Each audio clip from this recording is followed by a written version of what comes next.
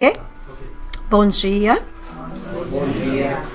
Bom dia a todos. Bom dia aos internautas que estão nos assistindo, FEB TV e a todos aqueles round the world. Hoje nós vamos fazer em português a palestra do Dr. Andrei Moreira. É com muita alegria que nós estamos recebendo ele e o Ney aqui no Canadá. Depois de 4 anos, eles retornaram. Filho pródigo sempre retorna à casa, então nós estamos felizes de tê-lo aqui conosco.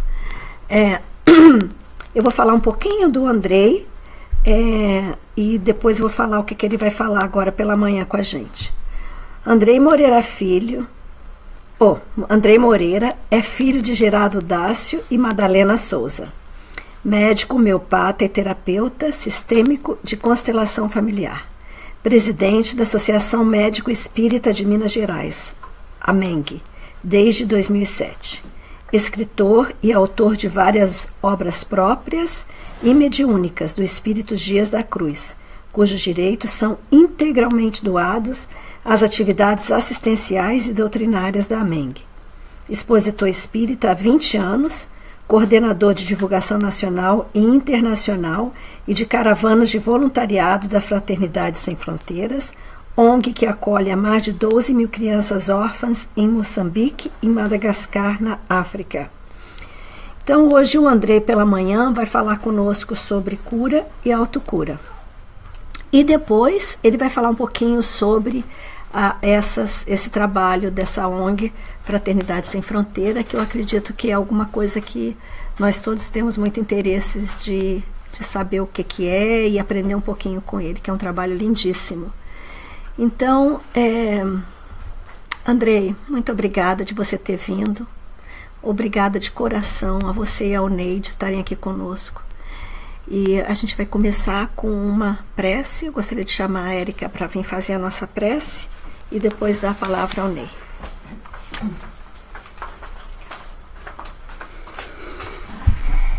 Vamos fechar nossos olhos, respirar fundo, conectar nossas mentes com a espiritualidade aqui presente, nossos mentores, os companheiros de trabalho nesta casa, que hoje nos recebem em dia de festa, em dia de comemoração, pois temos um convidado especial, além de todos nós, companheiros do dia a dia. Que o dia de hoje seja repleto de bênçãos, de lições, de atividades que possam internalizar em nossos corações e nossas almas, nos transformando em pessoas melhores, em trabalhadores melhores, em espíritos em evolução constante. Pedimos que nesse momento, Senhor, ilumine a cabeça do nosso convidado, Andrei, que ele seja inspirado e que nós possamos todos estar juntos em conexão com os ensinamentos de Jesus, nosso mestre e amigo. Muito obrigada. Eu acho que eu tinha que ter chamado o Andrei.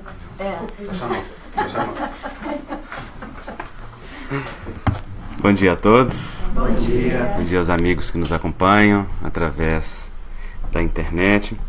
É uma alegria partilhar com vocês desta manhã e desse tema, cura e autocura, que é, na verdade, o tema da saúde e do adoecimento dentro da visão médico-espírita, algo que nós, do movimento médico-espírita, temos estudado bastante. E algo que eu tive a oportunidade de também lançar na forma de livro, em 2010, com esse mesmo nome, Cura e Autocura.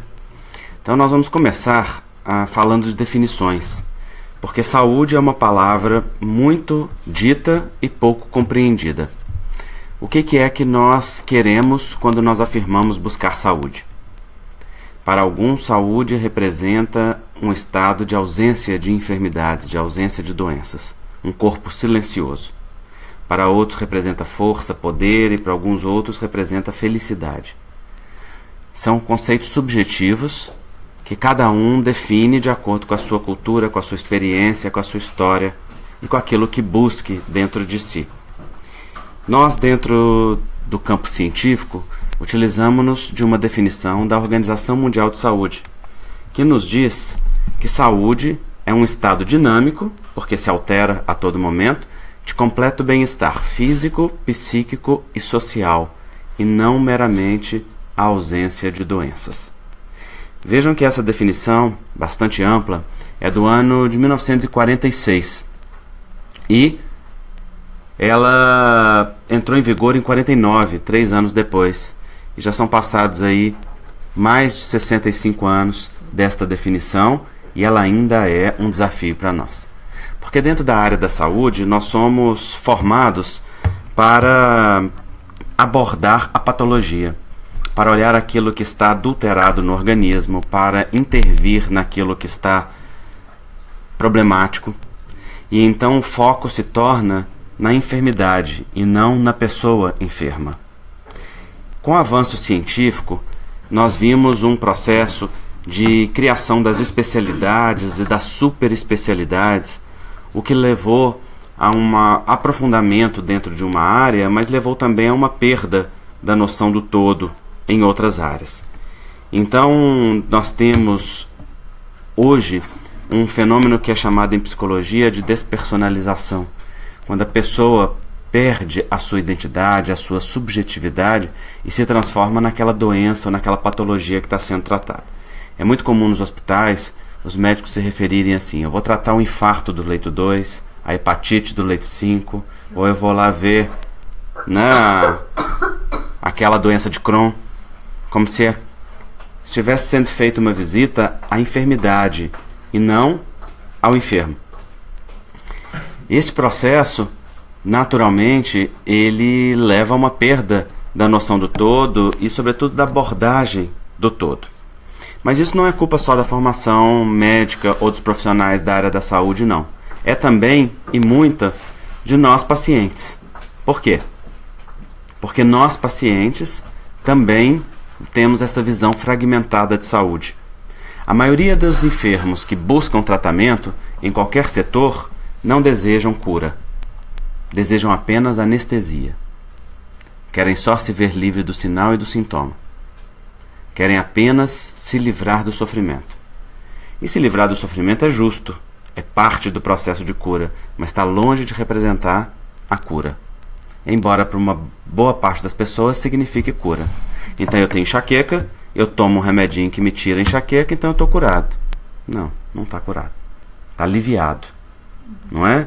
Mas aquela doença persiste, irá retornar os sintomas, ou mesmo que aquela enxaqueca não volte mais, controlada por medicamentos que impeçam a recorrência das crises. A doença ali permanece, porque o organismo está enfermo e aquela enfermidade apenas desloca-se de campo de expressão, porque ela permanece no campo da energia vital, no campo da dinâmica mais profunda do indivíduo e vai apenas se manifestar em outro órgão, algo que dentro da visão homeopática a gente chama de metástase mórbida. Você silencia um órgão através da paliação que a alopatia promove, né? Ou seja, a ação dos contrários. Você dá um medicamento que combate aquele sintoma, ele faz uma paliação ali naquele órgão e aquele desequilíbrio da energia vital que ali estava apenas se desloca de campo de manifestação. Era mais sensível na cabeça e desloca. Isso para a linguagem alopática não faz nenhum sentido, porque as doenças são bem conhecidas e são tratadas apenas no nível físico, então não faz sentido você falar que a enxaqueca tem alguma ligação com a dor de estômago ou tem alguma ligação com a bronquite asmática. Mas dentro da visão homeopática e também da visão espírita, é o organismo que está enfermo e não o órgão. O órgão é apenas o campo de expressão, não é? Então a maior parte das pessoas quer só anestesia, quer só se ver livre do sinal e do sintoma. Então você junta pacientes que querem anestesia com profissionais que estão focados na abordagem da parte em detrimento do todo. Então nós temos as abordagens fragmentadas de saúde. E recentemente uma amiga me disse assim: eu fui no médico e ele me disse: não, você tem muitas queixas para 15 minutos. Você vai ter que marcar uma outra consulta para outras queixas. Como a dizer, né? Nosso tempo é só esse, é restrito, então você restrinja as suas queixas. Naturalmente a abordagem de saúde fica muito limitada nesse sentido. E eu trabalhei como médico de família e comunidade durante 6 anos e meio. Era um médico, então, generalista, que trabalhava nas áreas básicas de clínica de adultos, pediatria, psiquiatria, saúde pública e medicina coletiva. Então, nessas áreas, nós fazíamos as intervenções, tanto profiláticas quanto curativas, e se precisássemos de um especialista em alguma área, encaminhávamos. Então, naquela época, se eu quisesse encaminhar o meu paciente, por exemplo, um ortopedista, eu tinha na lista uma série de médicos que estavam disponibilizados. Ortopedia geral, ortopedia barra coluna, ortopedia barra ombro, ortopedia barra joelho. E o que acontecia se por acaso um paciente com problema de coluna fosse parar no ortopedista barra joelho? Ele voltava para trás porque levou o órgão errado para consultar. Porque teve um problema de marcação e aquele médico só atende as patologias daquela área específica dentro da ortopedia, né? E eu brinco que se essa fragmentação continuar avançando, daqui a pouco vai ser assim, ortopedia do joelho direito, ortopedia do joelho esquerdo. Se você levar o lado errado para consultar, vai voltar para trás, não é? Mas dentro da medicina já tem um movimento de retorno e resgate desta visão mais ampla, que é chamada medicina da pessoa. A medicina da pessoa não é uma especialidade, é um paradigma. Ela é uma forma de se entender o indivíduo. E ela analisa o ser humano do ponto de vista biopsicossócio e espiritual também.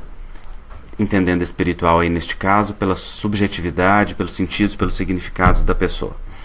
Então esta medicina da pessoa, ela leva em consideração as opiniões do paciente, a sua ideia, a sua crença, o seu contexto social, suas possibilidades, os seus recursos, leva em consideração a sua biologia, os seus sintomas, tanto para uma análise diagnóstica, mas também para uma análise de profilaxia e, sobretudo, de educação para a saúde.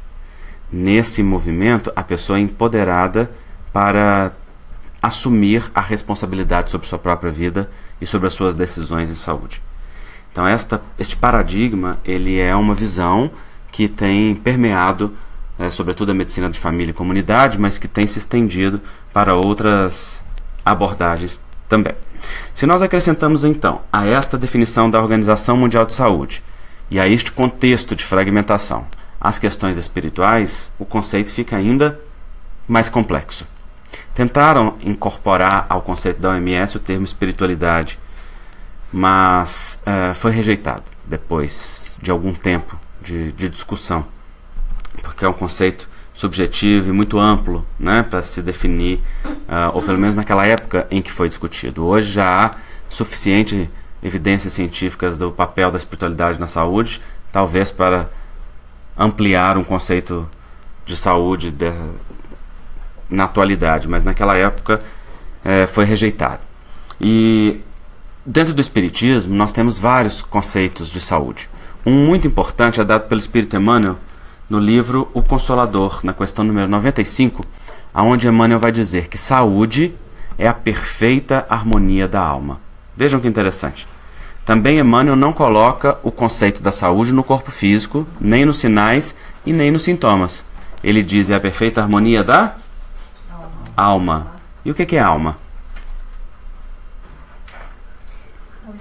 Vou perguntar para vocês, porque a falange de Morfeu já está atacando, não é? E não tem espírita que tem resistência contra a falange de Morfeu. O que é alma? O espírito encarnado. E que é o espírito? É a alma. É a alma, essa foi esperta. O espírito, questão... criação divina. Isto, uma criação divina. Questão 23 do Livro dos Espíritos. Princípio inteligente, derivado da inteligência suprema, causa primária de todas as coisas. Então a alma é imaterial.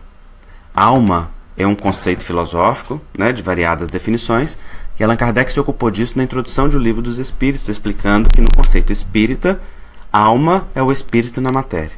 O espírito, princípio inteligente, que utiliza-se da matéria para o seu crescimento.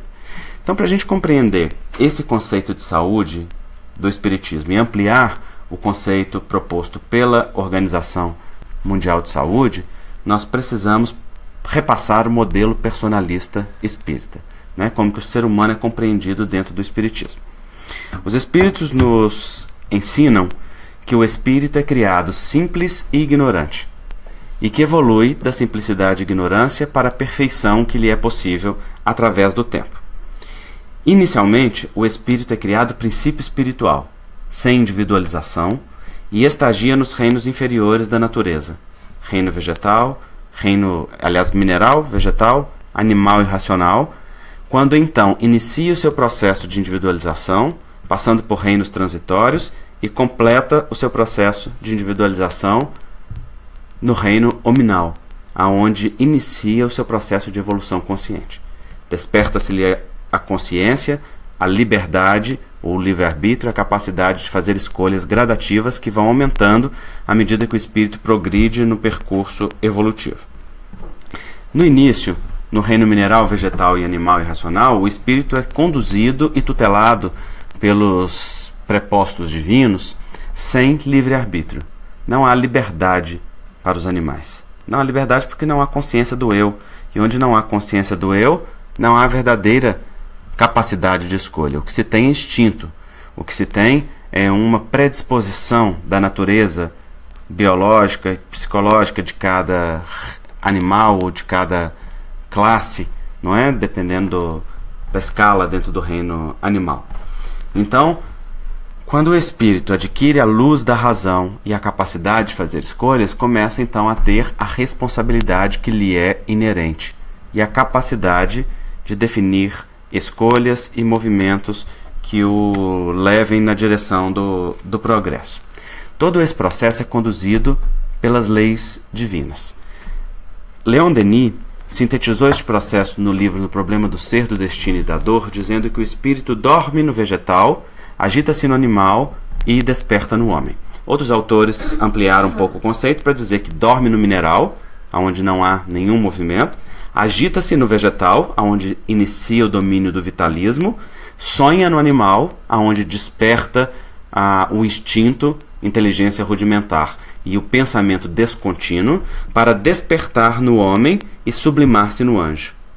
Então é um movimento contínuo do espírito. Nós estamos no atual período do despertamento. Estamos acordando para a vida a caminho da sublimação, que é a elevação e a sintonia plena com o amor de Deus, que é o que caracteriza o anjo. Aqui só uma figura alegórica, né, do espírito integrado com a fonte. E já estamos quase chegando lá, né? É só coisa de mais 4 ou 5 milênios, né? Então, mais um pouquinho, a gente chega lá no ponto aonde a gente deve. Todo esse processo, então, é conduzido pelas leis divinas que regulam todo o movimento. E assim, traz o homem, esse espírito, este ser imortal, à encarnação. O espírito em si mesmo é imaterial. No entanto, mergulha na matéria para o seu crescimento intelectual e moral. E podemos comparar isso ao movimento da semente. A semente traz em si a árvore que lhe deu origem, mas ela é um vir a ser, ela é uma potencialidade. Para que ela seja o que deve ser, ela mergulha na terra, que apenas a acolhe e a nutre, aonde recebe água e nutrientes químicos que despertam-lhe a genética natural. E de repente, de dentro da semente, revela-se uma árvore, sem que a semente saiba como aconteceu. Não é assim? O mesmo fenômeno acontece com o espírito. Nós, espíritos, somos centelhas divinas. Somos grandezas do Criador. Trazemos em nós a imagem e semelhança do Pai. Uma força totipotente capaz de nos conduzir no revelar da natureza divina que há em nós. Mas como força totipotente, é um vir a ser, é uma potencialidade, é uma possibilidade. Nós mergulhamos na matéria em diversas experiências que nos dão experiências intelectuais e morais que nos levam na direção do progresso. Este fenômeno, naturalmente chamado de encarnação, repetindo-se, reencarnação, vocês o conhecem bem. Então chegamos ao ponto que nós gostaríamos, que é a lei divina que conduz todo este processo, que é extremamente importante para entender a saúde, que é a chamada lei de causa e efeito. Esta lei é muito confundida, porque frequentemente se afirma que a lei de causa e efeito com o nome lei de ação e reação. Acontece que quando utilizamos esse termo ação e reação, nós fazemos uma referência natural à segunda lei de Newton, que diz que uma força aplicada sobre um objeto produz uma força de igual teor em sentido contrário. Esta ideia nos sugere um toma lá da cá. Então tem muita gente que aplica isso ipsis literis às questões espirituais e diz, por exemplo, que se o espírito matou, vai morrer. Se roubou, vai ser roubado. Se feriu, vai ser ferido. Se lesou, vai ser lesado. E não é exatamente assim que acontece. Isto não é lei de causa e efeito. Isto é lei de talião. Olho por olho, dente por dente. Não é? A lei de causa e efeito não é lei punitiva. Então eu gosto muito dessa imagem para representar a lei de causa e efeito. É uma representação que vem da tradição oriental, mas que nós tomamos aqui por analogia. Que figura é essa que rasga os céus aqui? É Deus, né? Aqui representado nos seus atributos: onipotência, onisciência e onipresença. Aquele que rasga o céu, tudo vê, tudo pode e tudo sabe. É a representação da sabedoria divina. E aqui, naturalmente, Deus está representado como uma figura antropomórfica, ou seja, a imagem e semelhança do próprio homem. E é natural que assim seja, porque ao longo do tempo nós projetamos as nossas características em Deus. Quem me explica o que é Deus?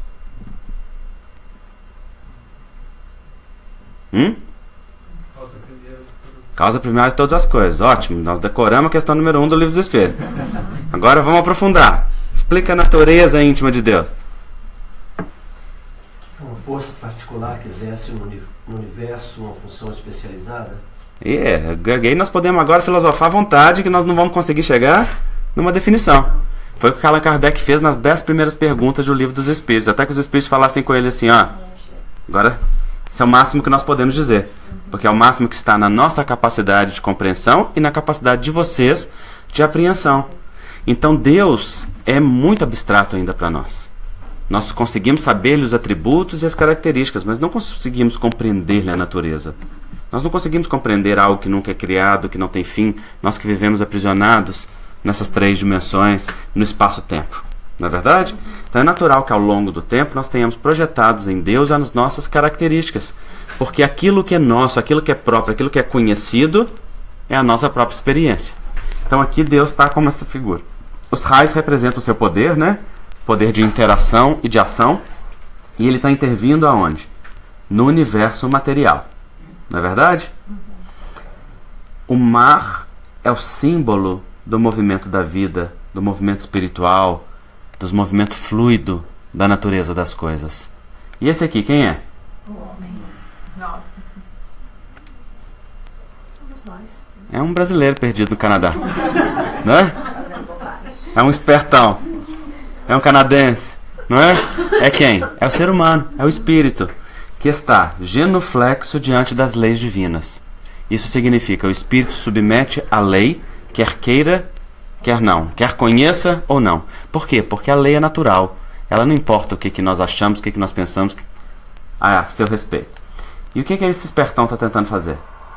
Está tentando varrer para debaixo do tapete do mar da vida as suas sujeiras, o seu lixo ou produto daquilo que é a sua vida. Ora, a lei de causa e efeito é como a maré do mar. Um dia leva para longe aquilo que nós nela tiramos, para no dia seguinte trazer de volta a nossa praia. E não erra endereço. Traz de volta a praia. Acontece que não volta única e exclusivamente aquilo que você lançou. Porque aquilo que você lançou volta destruído, adulterado, acrescido de várias coisas que se lhe incorporaram ao longo do caminho, não é assim? Então Emmanuel diz, retorna para nós todos os movimentos espirituais de que sejamos responsáveis, mas não retorna apenas como um movimento de ação e reação. Retorna acrescido de todos os seus produtos indiretos. Ou seja, retorna acrescido de todos os efeitos indiretos que gerou ao longo do seu percurso. Independente se aquilo foi algo bom ou se foi algo ruim. A lei de causa e efeito nos devolve o fruto das nossas experiências como responsabilização pessoal. Então vamos ver isso dentro da área da saúde. Um dia uma amiga nossa caiu enferma. Estava muito debilitada, não sabíamos de que se tratava. Os espíritos orientaram naquela casa espírita que se tratava de um processo obsessivo. Ela fez rápidos exames, não deram nada, e eles orientaram então que fosse feito o processo de atenção ao espírito que estava vinculado a ela. O processo desobsessivo não é afastar espírito, é acolher e socorrer os espíritos que estão ligados a nós, porque aqueles que estão ligados a nós não são espíritos votados ao mal que fazem bem, que tentam prejudicar pessoas boazinhas. Esta é uma visão idealizada, não é? Que vem de outras tradições, religiões, e que não faz parte do espiritismo. Nós sabemos que aqueles que nós chamamos obsessores não são invasores, são convidados. São hóspedes da nossa casa mental e emocional. Estabelecem conexões dentro dos campos de sintonia e afinidade que nós estabelecemos dentro de nós. Então nós fizemos a evocação direta dessa companheira, dos espíritos ligados a ela, e um espírito se manifestou com naturalidade. Sem nenhuma exaltação, sem nenhuma braveza, manifestou-se. Algo incomodado, mas sem muita resistência. E nós iniciamos o diálogo fraterno, porque o acolhimento do espírito se dá através do diálogo. E perguntamos a ele: você está vinculado a esta companheira? Ele disse: sim, estou. E há alguma responsabilidade sua nessa situação que ela está vivendo? E ele disse: sim, sou eu que estou causando. Estou magnetizando-a para que ela se enferme. Falou com muita tranquilidade. E nós perguntamos a ele: bom, então, nós com isso imaginamos que ela seja alguém ligada a você? Aí ele: não é ninguém ligado a mim, não. Nós perguntamos: não? Ela não faz parte da sua história, não está ligada ao seu passado espiritual? Ela não te fez nada? Ele disse: não, nós não temos nenhuma ligação, ela não fez nada a mim em particular. Então nós perguntamos a ele: então, porventura, você está contratado por alguém para prejudicá-la? Alguém a quem ela feriu? Ele: não estou contratado por ninguém, não, estou fazendo isso pela minha própria vontade. E então nós falamos: bom, você não tem ligação pessoal com ela, não tem ligação do passado, não está contratado por ninguém? Ele: não. Nessa hora a gente já não estava mais fazendo diálogo fraterno, já tinha uma curiosidade fraterna. A gente já estava querendo saber mesmo o que estava acontecendo ali, né? Então nós perguntamos para ele: de que se trata este vínculo? Ele disse: é simples. Vocês vão se lembrar que há 3 semanas ela discutiu fortemente com fulano e narrou uma situação que todos se lembraram que realmente aconteceu dentro da casa espírita. Ela havia tido uma briga muito forte com outro companheiro e eles já haviam se agredido verbalmente, e então ele disse assim: ele ficou muito magoado com ela, mas ele decidiu perdoá-la. Eu não. Eu sou alguém muito ligado a ele e tomei as dores dele. Ele a ofendeu e eu estou cobrando. Vocês vejam o que são os efeitos indiretos. E por que é que ele conseguia? Porque ele encontrava na culpa dela um campo psíquico aberto para que a influência fizesse ação. Então ela dava a ele o gancho, que era como uma autorização interna, para que a energia que ele projetava ali agisse. Naturalmente, naquela noite, ele foi orientado de que não era algo que ele poderia continuar fazendo, afinal de contas se tratava da história dos dois, e eles haviam decidido se perdoar e eram adultos o suficiente para resolverem sozinhos as suas questões, e na verdade nós aproveitamos para olhar para as próprias dores internas dele, que ele não olhava, e que estavam ali se refletindo na dor que ele sentia diante daquele conflito que havia machucado alguém que para ele era um coração afetuoso e que ele, dentro do primitivismo dele, tentava proteger, entre aspas, através de uma atitude agressiva. Mas esse caso é muito simbólico para mostrar-nos o movimento dos efeitos indiretos da lei de ação e reação. Nós fazemos algo, retorna para nós aquilo que foi o produto das nossas ações, acrescido de todos os efeitos indiretos que promoveu. E assim, ao longo do movimento encarnatório, nós vamos recolhendo os efeitos e registrando em nós, nos nossos corpos espirituais. Allan Kardec ensinou-nos que existe algo que chama-se perispírito. Peri significa em volta de, espírito é o princípio inteligente. O espírito é imaterial, mas a matéria existe em várias dimensões distintas. Então o espírito necessita de matéria nessas várias dimensões. Kardec cunhou um termo geral para dizer do conjunto dos corpos que envolvem o espírito. Depois, dentro do movimento espírita, sobretudo na obra de André Luiz, nós dissecamos esses corpos E sabemos, por exemplo, que existe o duplo etérico, que é um corpo de vitalidade, existe que vitaliza a matéria, que animaliza a matéria, existe o corpo astral, que é o corpo, podemos dizer que é o corpo físico dos espíritos que estão fora da matéria, não é? Ele tem função e órgãos semelhantes ao corpo físico. O duplo etérico se dissolve no momento da morte, porque ele tem uma existência nesse plano em que nós nos encontramos. E o corpo astral permanece indestrutível. E acima deles tem o corpo mental, que não tem esse formato humano, mas tem um formato ovoide e que comanda os outros corpos que estão abaixo dele. Acima, André Luiz também nos fala de um corpo causal e outros, mas não detalha o seu funcionamento por enquanto. O que é importante saber? Nós registramos ao longo da encarnação, através da lei de causa e efeito, todos os efeitos daquilo que nós vivemos. O corpo físico se decompõe. O duplo etérico se dispersa através da ação magnética dos espíritos. Mas o corpo astral, ele leva consigo toda a memória registrada daquilo que foi vivido. Então imagine que eu fume durante um bom período da encarnação, ou durante toda uma encarnação, agredindo o meu pulmão com as 4.500 substâncias presentes no cigarro comum. Eu não só vou afetar o meu pulmão físico, mas também vou marcar todas as células do pulmão perispiritual, do pulmão do corpo astral, particularmente dizendo. André Luiz explica no livro Evolução em Dois Mundos que no corpo astral nós temos os mesmos órgãos do corpo físico, apenas modificado em funções no aparelho digestivo e no aparelho reprodutor, dada as funções específicas que necessitam no plano espiritual. Então nós temos o rim, nós temos o pulmão, nós temos o coração, nós temos o cérebro espiritual no corpo astral. Nós não só impregnamos as células físicas de tudo aquilo que nós vivemos no plano biológico, emocional e psicológico, mas também impregnamos o corpo astral. Então este corpo astral leva a memória de décadas de impregnação fluídica espiritual ali naquele corpo, gerando uma carga magnética de forte intensidade na área pulmonar. Acontece que esse corpo astral vai ser o modelo organizador biológico que vai se ligar a um novo corpo em uma nova encarnação e vai guiar o processo da embriogênese. Isso significa que um corpo novo vai ser formado a partir daquele molde que é o corpo astral. Então, se ele traz uma marca de uma carga magnética intensa no corpo espiritual, ele vai naturalmente impregnar o corpo físico desta carga, gerando desde sempre as predisposições ao adoecimento naquela área, porque traz uma zona de suscetibilidade.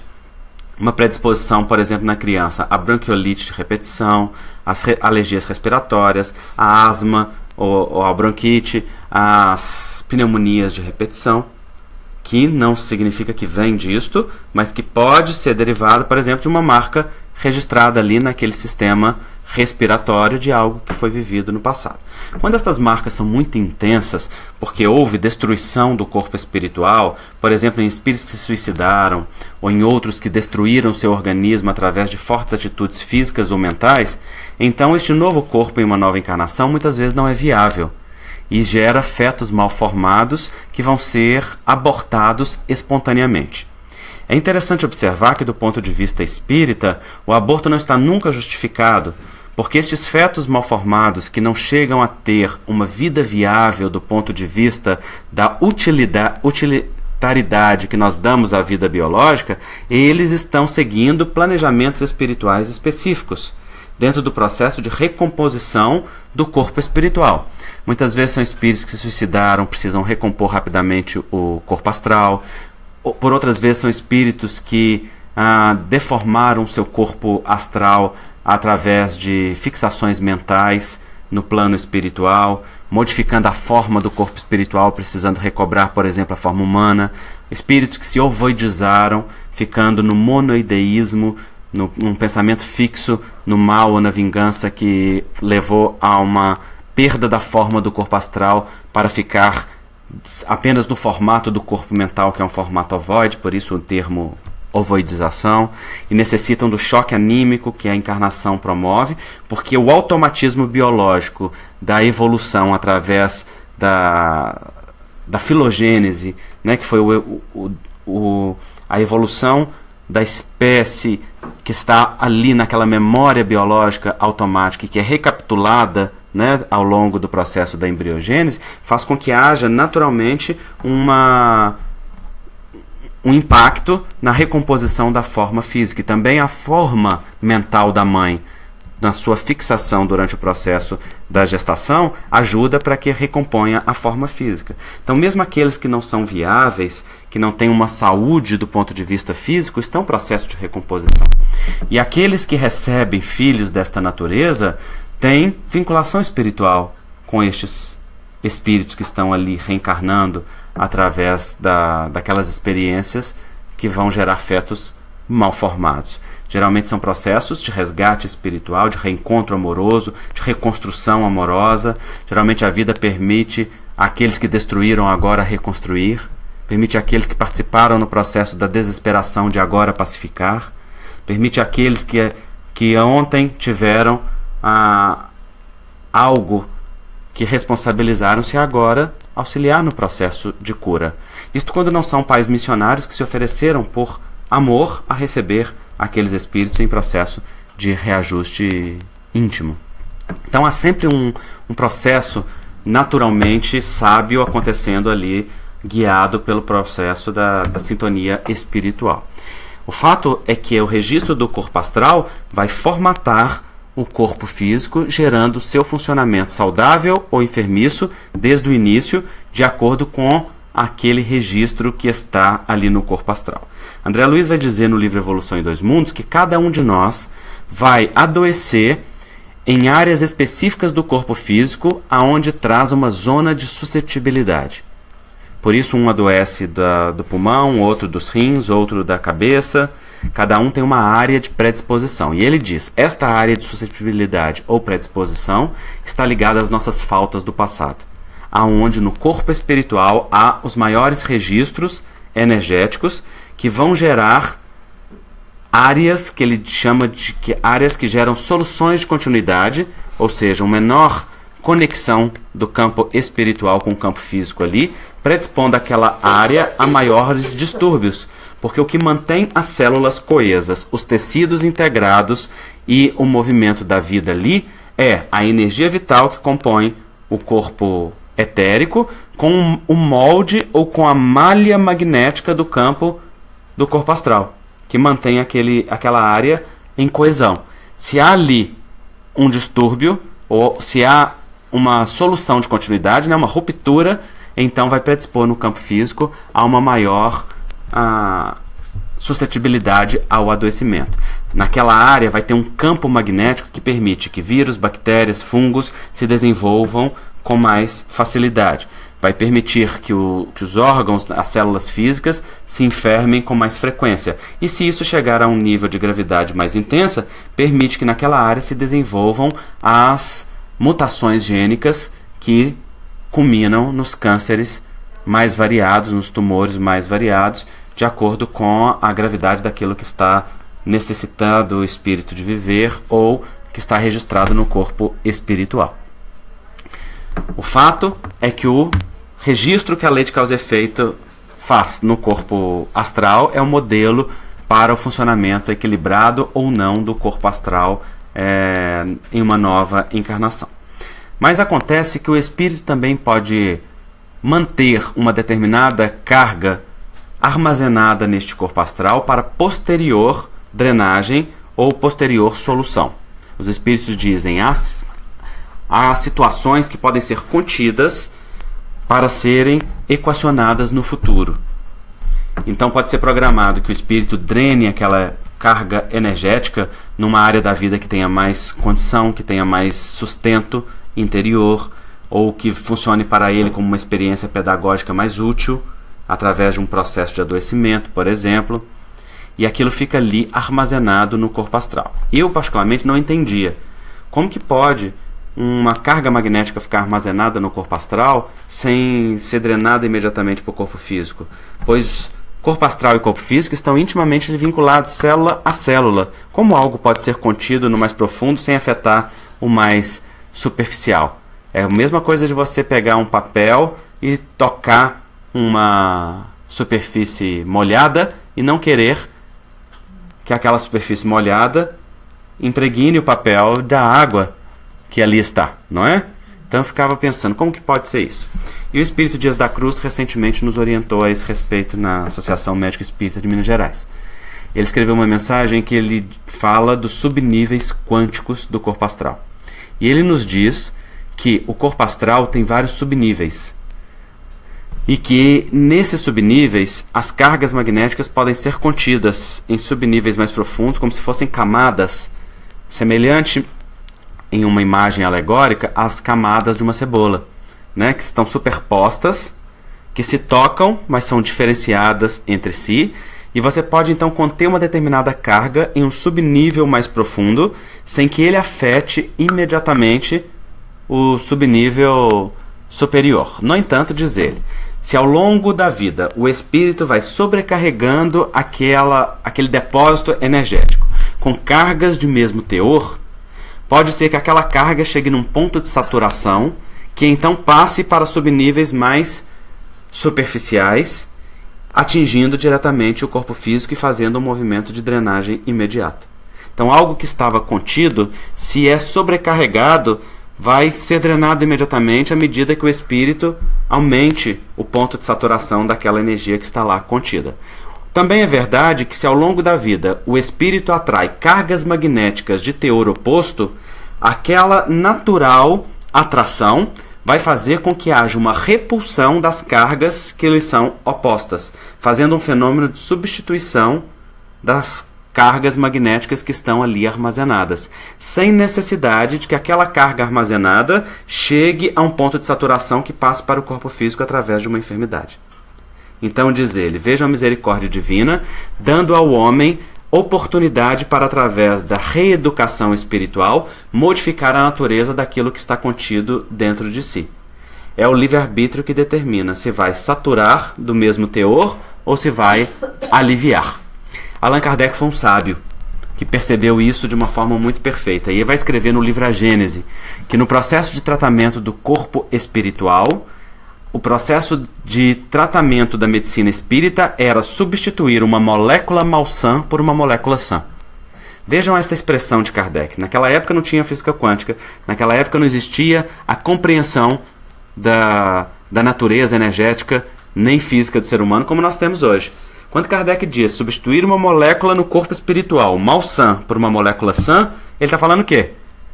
Repelir uma carga negativa por uma carga positiva que lhe substitua algo sadio, e sadio aqui em sintonia com a lei, por algo, substituindo o espaço de algo que está em distonia. Ele está explicando esse fenômeno que André Luiz explicou no livro Evolução em Dois Mundos, que Dias da Cruz faz referência nesta mensagem. Ou seja, a atração de uma carga magnética que repele aquela carga que está lá armazenada. Vejam vocês, então, que tudo está suscetível de transformação. Tudo é passível de modificação. Nós podemos reeducar-nos e modificar a natureza do corpo astral e, com isso, modificar a natureza do que chega como reflexo no corpo físico. Também é verdade que esta carga que está no corpo astral vai ser o substrato de afinidade que vai dar a acolhida ou guarida às cargas de mesmo teor que venham das influências espirituais. E é assim que nós estabelecemos processos obsessivos, não é? Por cargas de mesmo teor, cargas mentais, cargas emocionais e cargas afetivas. No entanto, não para por aí. André Luiz diz que a mente e o sentimento produzem linhas de força ou infracorpúsculos que atuam no universo subatômico do corpo físico, modificando a sua função celular. Olha que interessante isso. A mente não é produto do corpo físico. A mente reside no corpo mental. A mente é produto, o pensamento é produto da mente. Então o pensamento é irradiado do corpo mental, percorre os corpos espirituais, atinge o corpo físico, aflorando a superfície do corpo físico através de um portal que se chama glândula pineal, que fica no centro do cérebro, e dali esparge as ondas mentais para as várias áreas corticais, impregnando as células neuronais de estímulo e funcionamento específico. Isso numa velocidade superior à velocidade da luz. Então é um fenômeno automático, natural e contínuo. Mas o fato é que o pensamento, ele não é gerado pelos neurotransmissores cerebrais. Ao contrário, ele controla os neurotransmissores cerebrais, que nós necessitamos no corpo físico para exprimir o pensamento. Então nós podemos comparar o cérebro físico ao hardware do computador. Para que nós tenhamos o computador, nós precisamos de todas as peças que o compõem, mas basta que as tenhamos? Não, precisamos também do software, que é o programa, a inteligência do computador. É ele que vai dar função a toda a maquinaria que está no corpo físico. Não é assim? Então, o mesmo acontece com o pensamento. O pensamento é o software que vem da mente. O cérebro é o hardware. Nesse plano físico, nós precisamos desse hardware para nos expressarmos. Mas vamos imaginar que esse hardware estraga ou paralisa momentaneamente. Um estado de coma, por exemplo. O pensamento não se paralisa. Ele continua existindo e ele continua atuante, só que em outros níveis de consciência e em outros níveis de expressão. É o que atesta, por exemplo, as experiências de quase morte, que mostra, por exemplo, que a consciência é não local, que a consciência não reside no cérebro.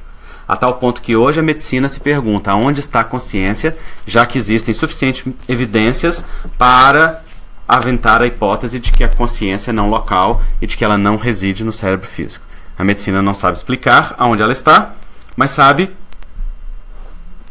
atestar que já existem evidências que podem, ao menos, colocar esta hipótese como uma das hipóteses de explicações da consciência.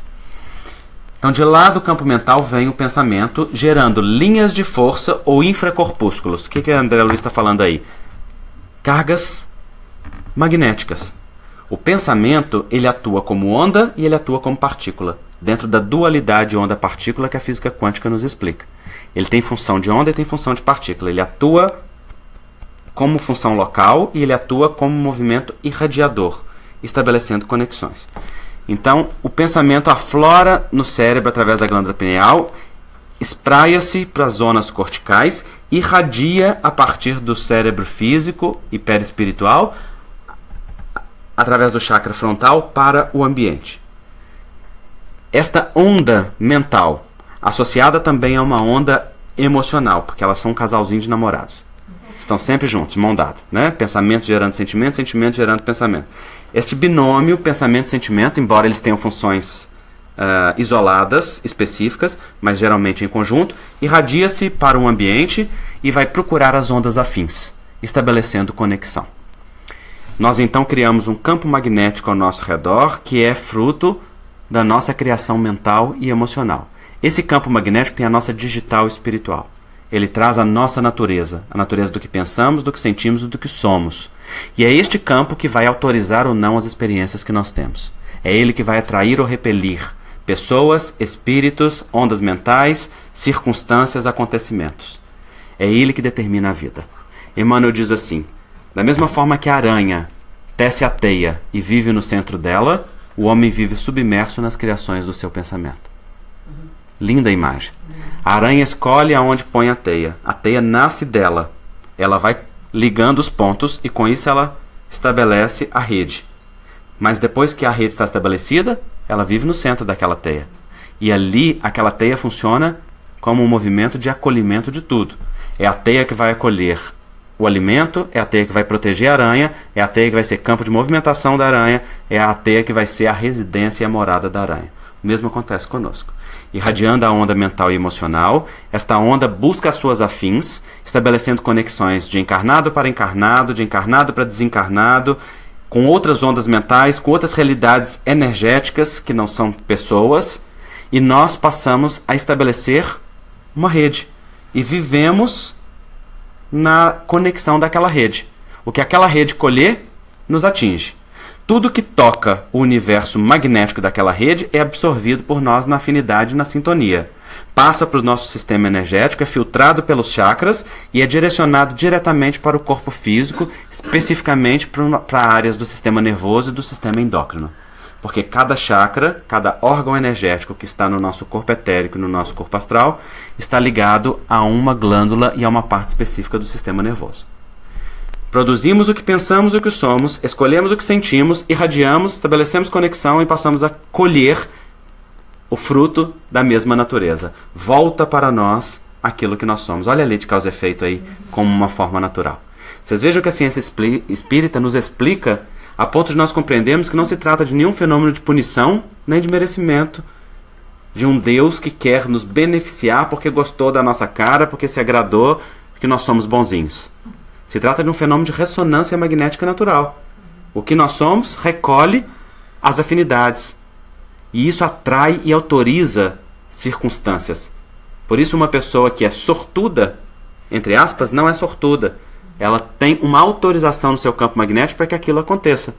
Seja essa autorização a sua atração natural, seja uma programação espiritual, seja a atuação de mentores modificando aquela realidade porque tem uma tarefa específica, significa há algo ali que autoriza aquela circunstância. Assim como também nenhuma circunstância infeliz nos acontece por acaso. Não é verdade? Então este mesmo pensamento que é irradiado para o ambiente e que cria um campo, ele determina a vida dentro de nós. É interessante porque as pessoas falam assim, não sei o que me acontece, eu mudei de país, eu mudei de emprego, eu mudei de cidade, eu mudei de namorado, de namorada, e eu continuo vivendo a mesma coisa. É que para onde você vai, você leva você mesmo consigo. E sendo a mesma pessoa, irradiando o mesmo padrão, você vai atrair naturalmente as mesmas circunstâncias. Essa semana uma pessoa me disse assim, nos Estados Unidos, eu não sei o que acontece, no Brasil eu tinha um marido e vivia uns problemas com ele. Mudei para os Estados Unidos, tive outro marido e vivia as mesmas coisas. Eu falei, porque você continua sendo a mesma esposa. E sendo a mesma pessoa, você naturalmente vai atrair homens que estejam na sintonia daquilo que você é. E daquilo que você vive. Isso é um fenômeno natural. Não é nem punição nem recompensa. É ressonância.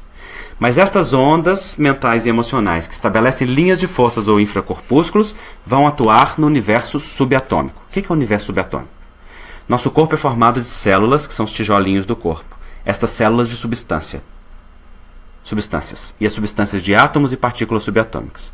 Então podemos dizer que o nosso corpo é formado de átomos e partículas subatômicas vibrando de uma tal maneira que nos dão a ilusão de materialidade.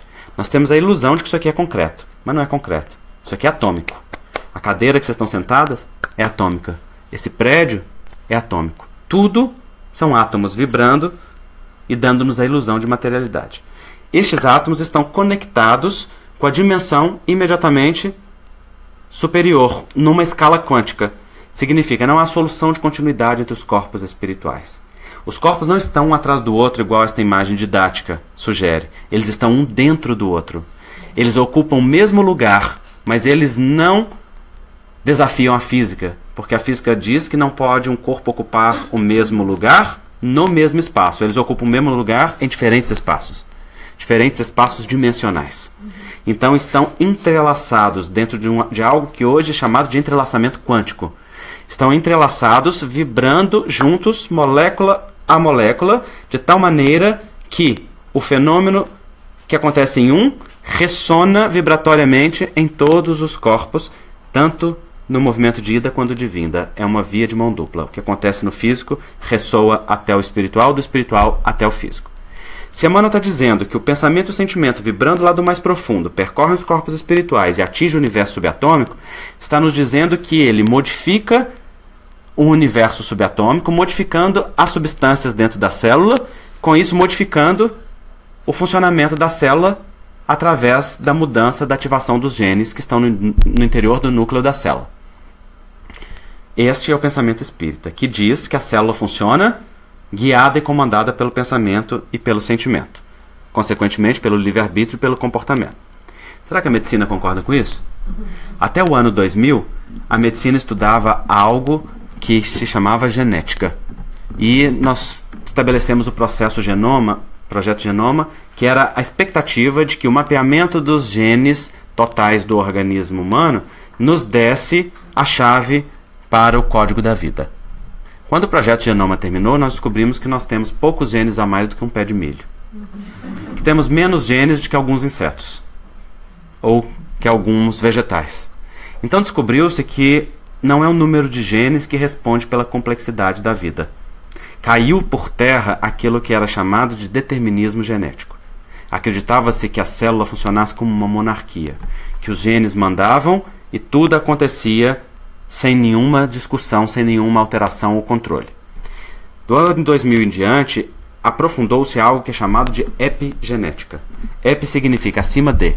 Então é o estudo de todos os mecanismos que controlam a genética do nosso corpo.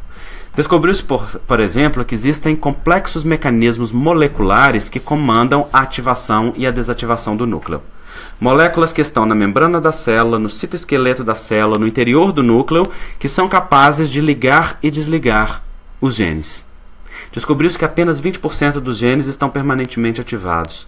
Os outros 80% são igual interruptores de luz. Tem que ser ligados e desligados. E o que os liga e desliga é um complexo mecanismo de sinalização molecular. De onde vêm essas moléculas? A maior parte delas, quer dizer, uma parte delas nós ingerimos. Vem da nossa dieta, do que comemos, do que bebemos, do que passamos no nosso corpo, do que é irradiado sobre ele. O nosso meio ambiente determina. E nós determinamos através da escolha do meio ambiente. Mas a maior parte é formada dentro de nós. São chamadas moléculas das emoções. São formadas quando pensamos, quando sentimos e quando agimos.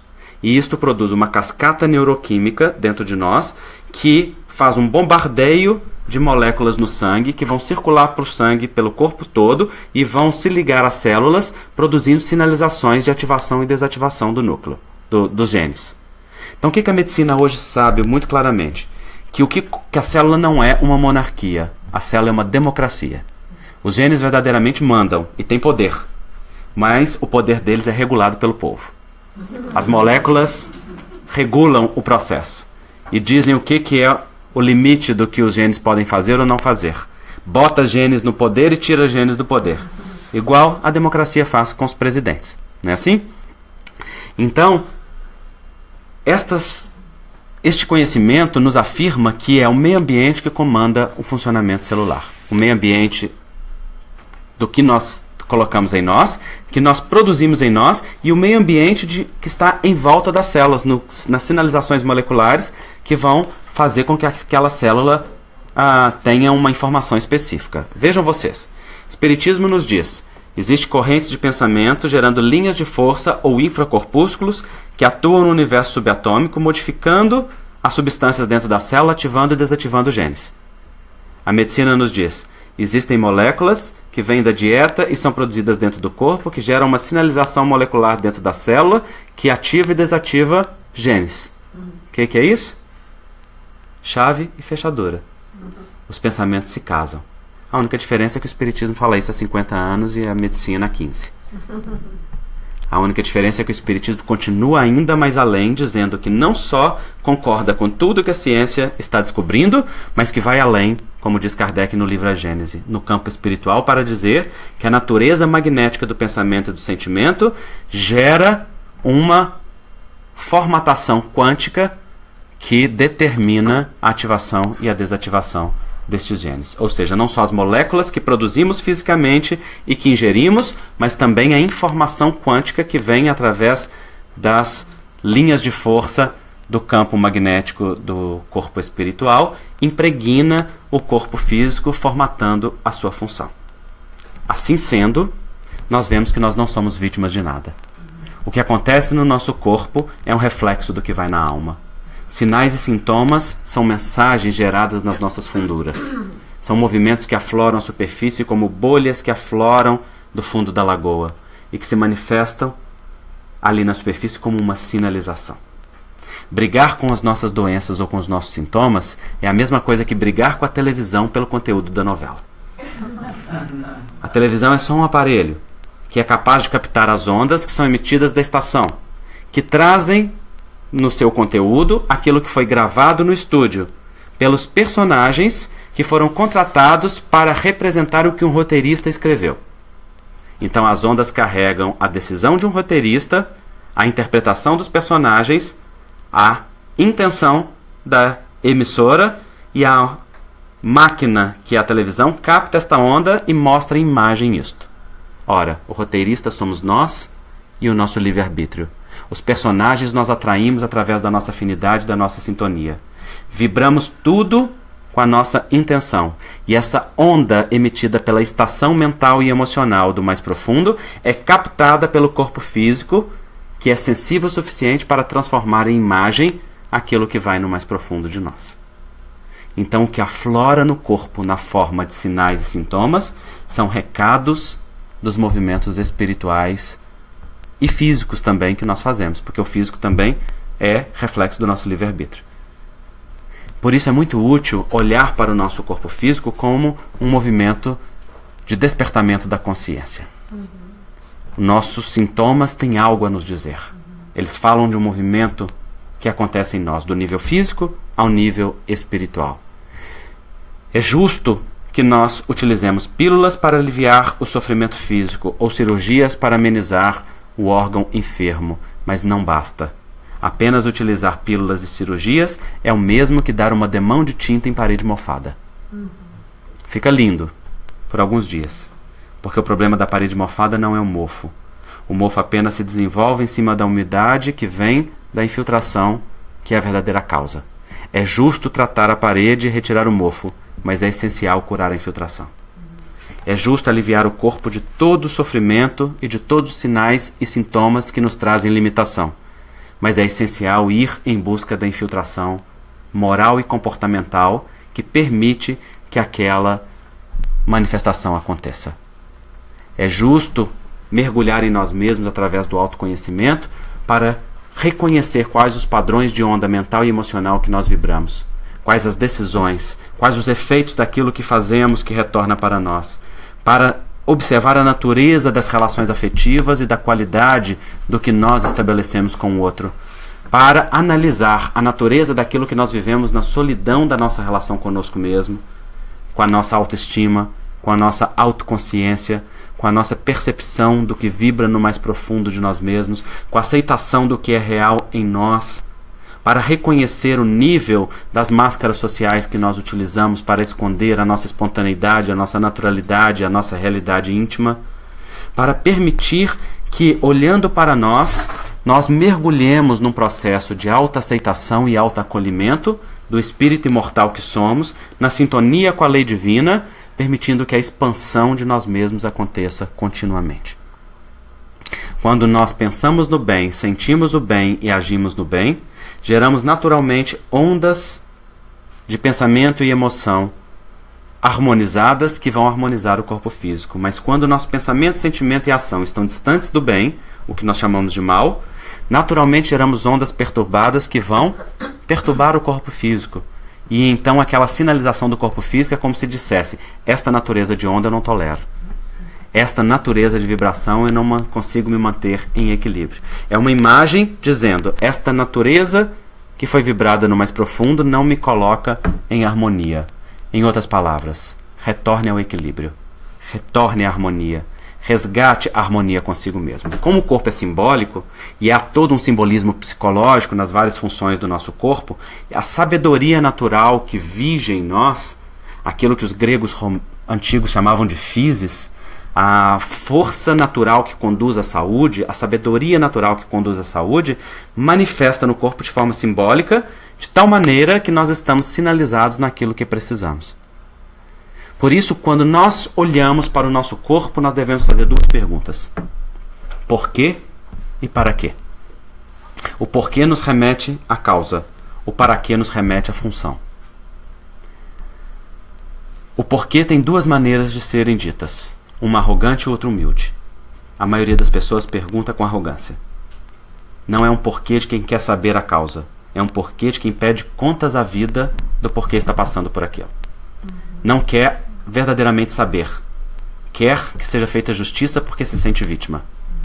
Acha-se injustiçado por estar vivendo algo que traz de sabor, então pede contas à divindade como se a divindade devesse nos prestar contas do que é que nos acontece.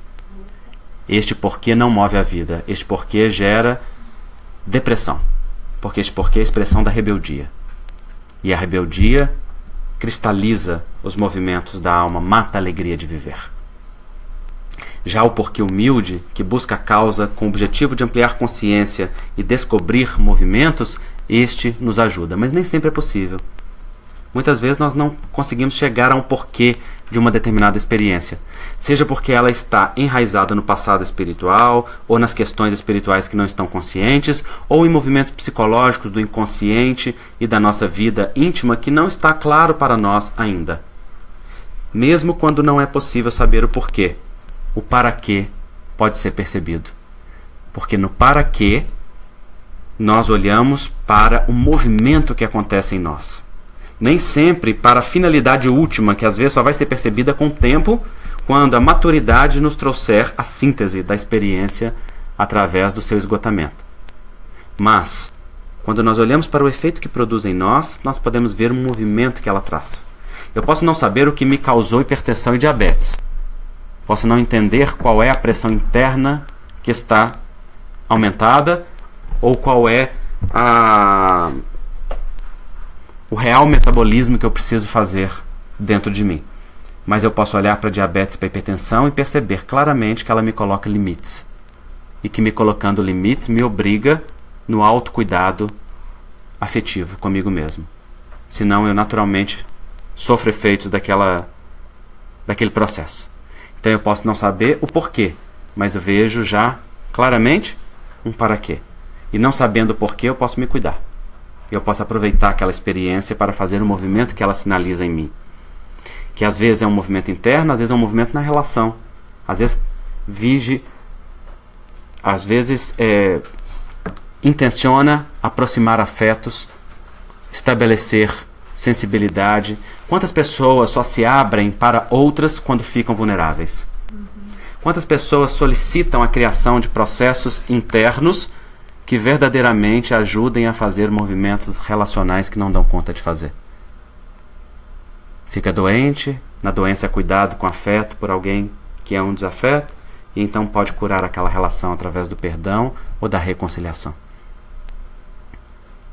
Então, para quê? São movimentos que acontecem em nós enquanto algo acontece dentro do nosso coração. Assim, agora nós conseguimos compreender aquilo que Emmanuel disse.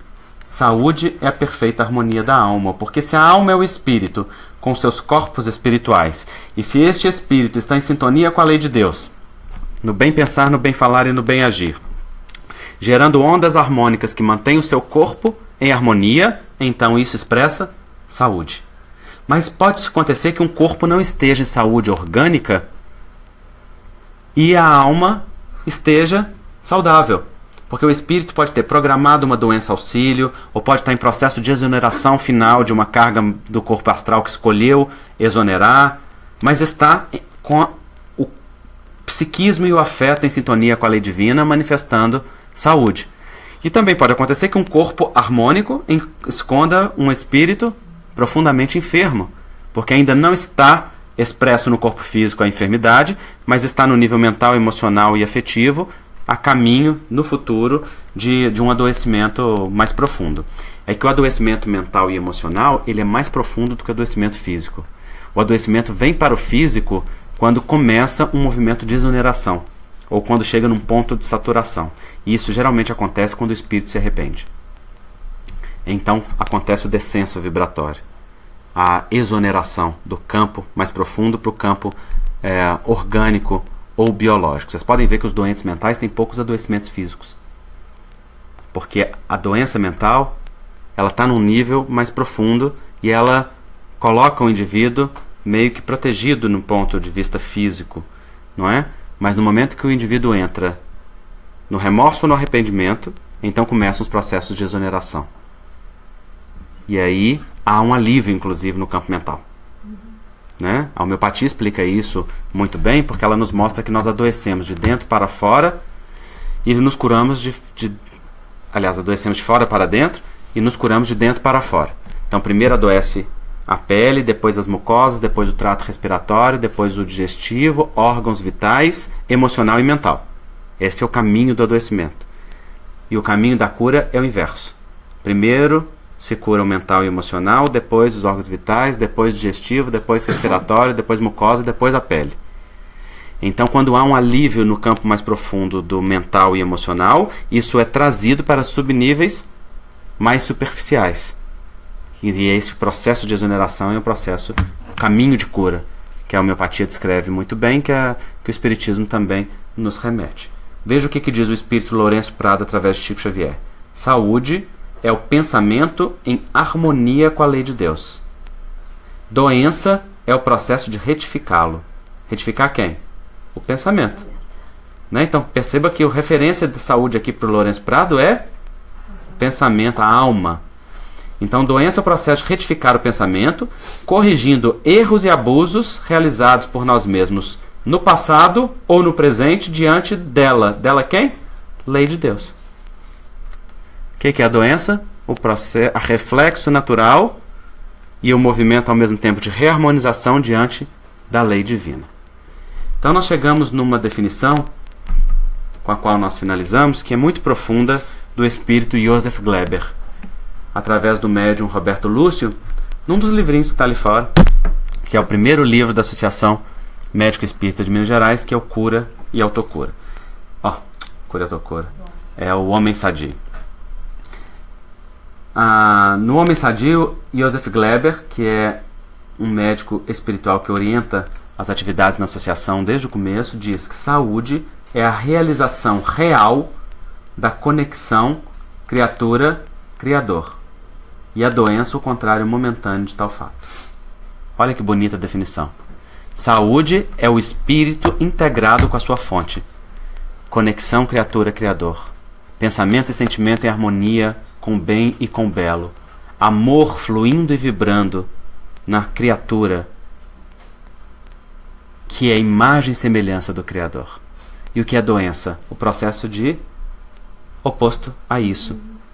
Movimento natural de retorno à fonte e à lei. Então, quando nós vemos isso, meus amigos, nós percebemos que o amor é a grande sintonia da vida e que o amor é a grande medicação da existência. Por isso, André Luiz escolhe encerrar o livro Evolução em Dois Mundos dizendo que quando amamos, quando agimos no bem, retornam para nós as vibrações de gratidão que a maré da vida nos traz na lei de causa e efeito, e estas vibrações de gratidão vão lavando-nos o corpo espiritual dos resquícios de treva que porventura ainda existam ali. O que André Luiz está falando? Cargas magnéticas que vão repelindo as cargas opostas que ali estão. Mesma coisa que o Dias da Cruz depois falou e que Kardec já tinha falado no livro A Gênese, não é? E então diz ele, amparo aos outros, cria amparo a nós próprios. À medida que amamos, somos amados e beneficiados. À medida que socorremos, somos socorridos. À medida que beneficiamos, somos beneficiados. Sem necessidade, diz André Luiz, de que aquela carga que está ali armazenada passe para o corpo físico na forma de enfermidades. Então vocês vejam a misericórdia da vida. Nos permite que reajustemos através do amor ao invés da dor. Emmanuel inspirou Chico Xavier a dizer: toda vez que a lei nos procure para acerto de contas, se nos encontra servindo e trabalhando a benefício do nosso semelhante, manda a misericórdia, que a justiça retorne sobre os seus passos, sem previsão de volta. Olha que bonito isso. Vem a justiça cobrar, vê-nos amando, manda a misericórdia, que reajustemo-nos no amor e não através da dor. Porque dor não é finalidade, dor é apenas instrumento e consequência. Instrumento quando precisamos sensibilizar a dureza dos corações, consequência quando nos cristalizamos na rebeldia de distanciar-nos do bem. Mas o amor é a síntese da vida. O amor é a própria estrutura dos seres. O amor é a natureza do que vibra no mais profundo de nós mesmos. Então, quando amamos, não só nos sintonizamos com algo de fora, mas fazemos vibrar a realidade íntima mais profunda da nossa própria natureza. E então, de dentro para fora, aquela luz acende-se como um farol, inicialmente bruxuleante, mas que vai ganhando força na medida da afirmação do amor, se transformando em algo que vai preenchendo-nos de dentro para fora, abastecendo o nosso coração. E vai sendo exercitado nas trocas horizontais com aqueles que estão no mesmo nível, com aqueles que a vida traz a oportunidade que nós reencontremos, e todos estes movimentos afetivos vão alimentando-nos da verdadeira substância, daquilo que é indestrutível, daquilo que a traça não corrói, daquilo que o ladrão não rouba, daquilo que o túmulo não encerra, daquilo que nós levamos conosco como patrimônio eterno, porque é a própria substância da realidade espiritual, que é a realidade do amor. Então nada mais são as nossas doenças do que convites para retorno ao amor. O amor por nós mesmos, escolhendo desde os elementos químicos e orgânicos que colocamos para dentro do nosso corpo, respeitando a maquinaria biológica que nos constitui na sacralidade do templo que abriga o espírito, até as escolhas de natureza espiritual que colocam-nos em sintonia com a lei. Este alto amor, como é amor, nos sintoniza naturalmente com o amor ao próximo e nos leva a olhar para o outro com um olhar estendido de generosidade, vendo o outro como família. E assim, nesta vibração de amor, nos sintonizamos com o eterno bem. Como a vibração de amor do Criador é uma coisa ininterrupta e incondicional, nós temos ao nosso dispor toda a realidade que precisamos e que buscamos. Mas precisamos aprender a fazer o colapso de onda. Precisamos aprender a tornar o potencial em real.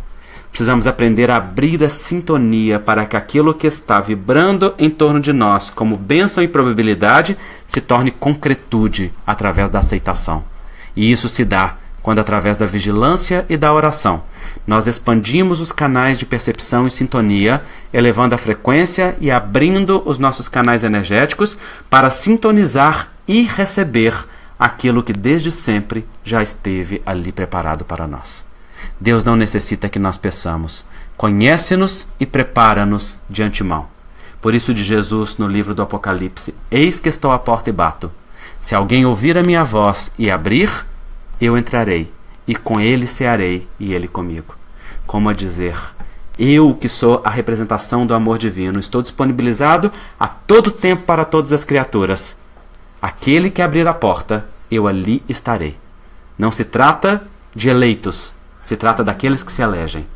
Não se trata de escolhidos, se trata daqueles que se sintonizam. Por isso afirmou Jesus: buscai e achareis. Batei e abri-se-vos-á. Pedi e obtereis. Ele não disse: buscai e talvez vocês acharão. Pedi e talvez vocês receberão. Ele foi categórico, afirmativo, incisivo: pedi e obtereis. Por quê? Porque a misericórdia da vida disponibiliza de antemão o que nós precisamos. Basta-nos colapsar a onda. Basta-nos transformar a potencialidade em concretude. E com isso, desdobrar a potencialidade da vida.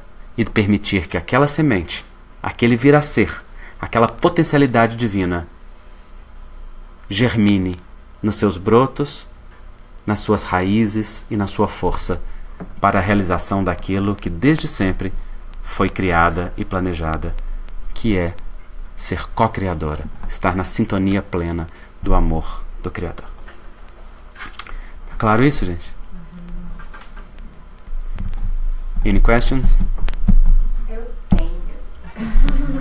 Na verdade, é uma questão mais genérica, assim, né? A gente vive aqui no Canadá e tem se falado muito sobre homeopatia e sobre confirmação da ineficiência, ineficácia da homeopatia, etc. Eu queria entender, eu acredito na homeopatia, mas eu queria entender como é que ela funciona, como é que é o processo do tratamento homeopático no corpo físico ou no corpo... Essa querela entre... Eu posso pedir para você repetir a pergunta dela? Porque porque o pessoal não ouve, né? Tá.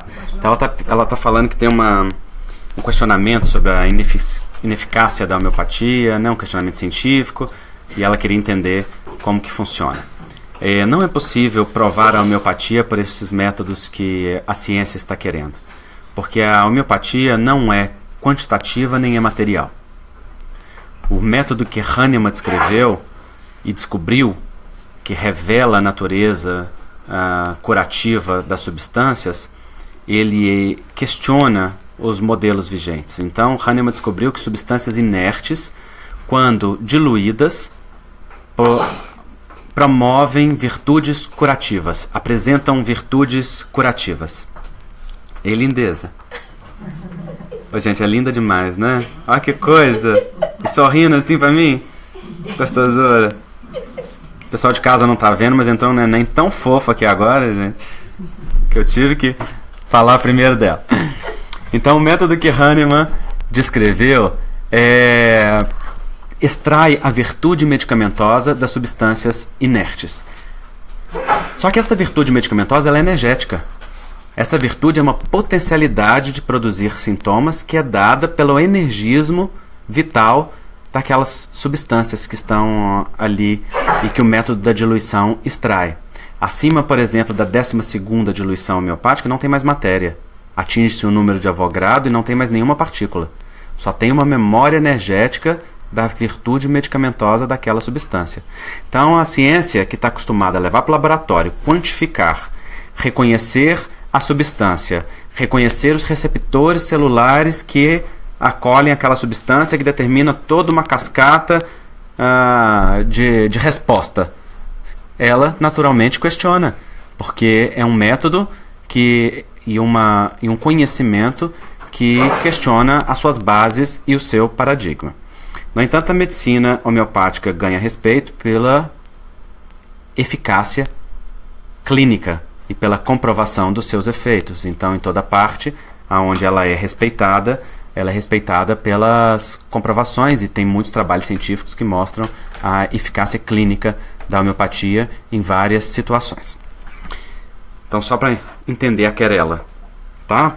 Não é possível que ela seja comprovada do método. Quando as pessoas fazem igual, vai para a televisão e fala, dou 1 milhão para quem provar a homeopatia por esse método, aquilo é uma cilada.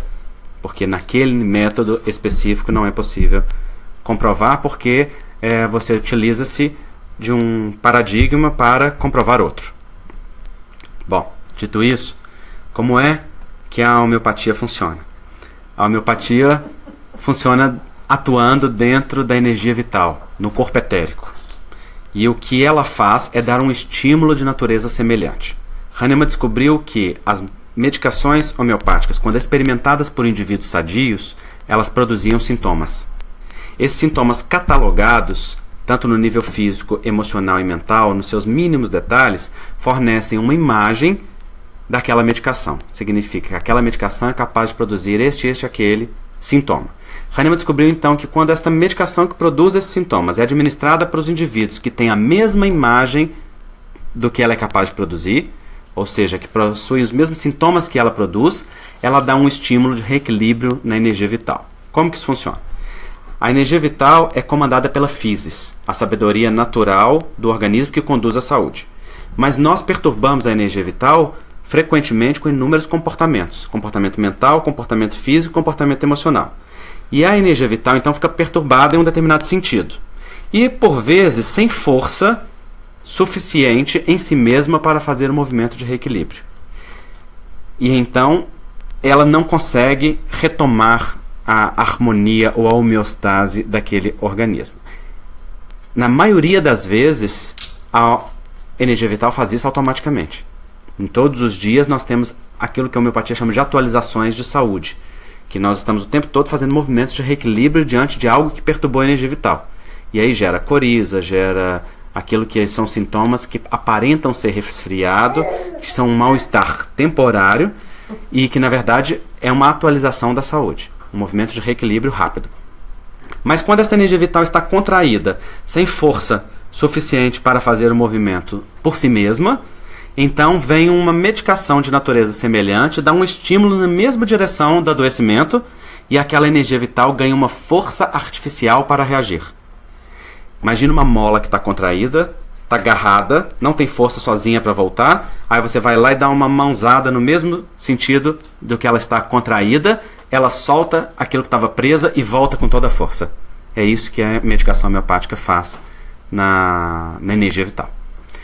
E essa energia vital está por detrás do funcionamento das células físicas. Como a gente viu aqui, é o subnível quântico, que está ali no subnível atômico, né? Então, quando esta medicação dá um estímulo de natureza semelhante e desobstaculiza a energia vital, dando-lhe força para uma reação artificial, que é o que a gente chama de reação secundária, então a energia vital faz o movimento de reequilíbrio. Por isso a medicação homeopática deve ser escolhida baseada na totalidade sintomática do indivíduo. Não deve se medicar sintomas, porque senão é um uso alopático da medicação homeopática. Só muda a medicação, mas o uso é alopático, ou seja, é para combater e não para reequilibrar. E é isso que muitas pessoas se frustram, porque usam a homeopatia com cabeça de alopatia. A alopatia faz a lei dos contrários. A homeopatia faz a lei da semelhança. A homeopatia pode ser usada em função alopática? Pode, porque como aquelas medicações têm ação em órgãos específicos, você também pode usá-la como algo que atue naquele órgão. Mas o que vai acontecer é que não tem um mecanismo de reequilíbrio do organismo, porque então você vai tratar o órgão e não o organismo. Então o distúrbio na energia vital só vai mudar de lugar e de expressão. Compreende? Então o mais importante é que seja feito um tratamento homeopático pela lei de semelhança, eleita a medicação utilizando a totalidade sintomática para que possa haver um reequilíbrio do organismo. Por isso a medicina homeopática não trata doenças, trata doentes. Não trata enfermidade, trata pessoas. Não é? Um resumo de algo que é complexo. Tem uma palestra minha no YouTube, Homeopatia e Espiritismo, e vocês podem ver lá, são 2 horas de palestra, lá está detalhadamente essa explicação. Dá tempo de mais perguntas? Dá. Voltando à parte que você comentou Meio-dia já. do porquê da doença e do pra quê da doença. Uhum. Na visão espírita, antes de mais nada, foi fascinante a palestra. Eu estou aqui ainda pensando em tudo, vou ter que assistir de novo. Eu também. Obrigado. Mas é um assunto que realmente... Enquanto isso eu vou abrir um outro arquivo aqui. Pode falar. No lado não espírita, por exemplo, quando eu tenho uma doença, eu tento tentar entender do porquê. Uhum. E eu busco em algumas literaturas e tento entender o porquê de uma doença de pele, o porquê de tanto enjoo numa gravidez. Uhum. E tem livros que me dão respostas, mas eles não são espíritas. Na literatura espírita, até que ponto devemos entender, como você falou, o porquê uma diabetes está me dando limites e eu preciso de limites? A pergunta seria, onde encontrar respostas para essas específicas doenças que eu posso ter e se o espiritismo sugere que a gente deva fazer isso? Okay. Procurar especificamente Tá. cada doença, o emocional. Primeiro é preciso a gente entender o seguinte: ler livros não espíritas não é nenhum sacrilégio, é obrigação. Pelo amor de Deus, espírita que só lê livro espírita fica bitolado. Allan Kardec escreve no livro Obras Póstumas: livros que devem compor a biblioteca de um espírita. Livros espíritas, livros contra o espiritismo, livros parcialmente semelhantes ao espiritismo. Tudo. Kardec é absolutamente amplo, porque é um livro pensador, não é? Herdeiro do positivismo francês, herdeiro dos ideais de liberdade, igualdade e fraternidade da Revolução Francesa. Ele, naturalmente, vivenciou o espiritismo como um livre pensador francês, e é assim que ele nos ensinou a ser. Então é muito importante que a gente busque aonde a gente sinta que tem afinidade, que tem sintonia, e use aquele critério de Paulo de Tarso: vede de tudo, retende o que é bom. Né? Esse é o critério. Então tem inúmeras obras que ajudam muitíssimo a compreender a saúde, a doença, né? Em outras perspectivas. E esta resposta para os sintomas individuais, ela não é dada por livros. Ela é dada por um processo de conexão consigo mesmo. Os livros podem nos dar sinalizações de uma ou outra coisa, mas o mais importante não é que a gente se entupa de informações, é que a gente estabeleça uma profunda conexão conosco mesmo.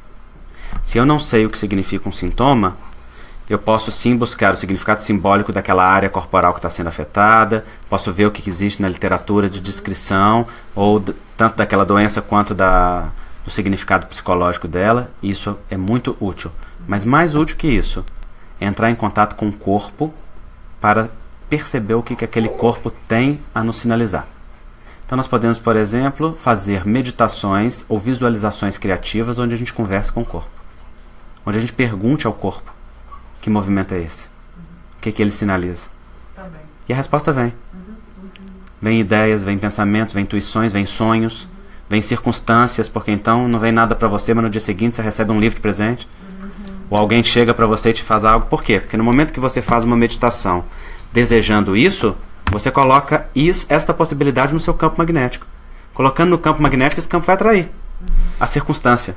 Ou vai autorizar a circunstância que já estava ali, gravitando, desejosa de ser percebida. Então, o mais importante é a conexão conosco mesmo, é centramento. No centramento, nós temos o que a gente precisa. Ok? Estamos avançados na hora, né? Uhum. Então, deixa para mais tarde? Não, pode fazer, não precisa fazer. É quanto tempo? É 20 minutos, né? Tá bom? 20 minutos? Não, eu faço no tempo que tiver, na verdade. Deixa só eu falar aqui. Que Tá. Vai continuar aí, né? Falando? Aqui, Sandra. Oi? Menino, não sei o que se for, não. Deus do céu, que delícia.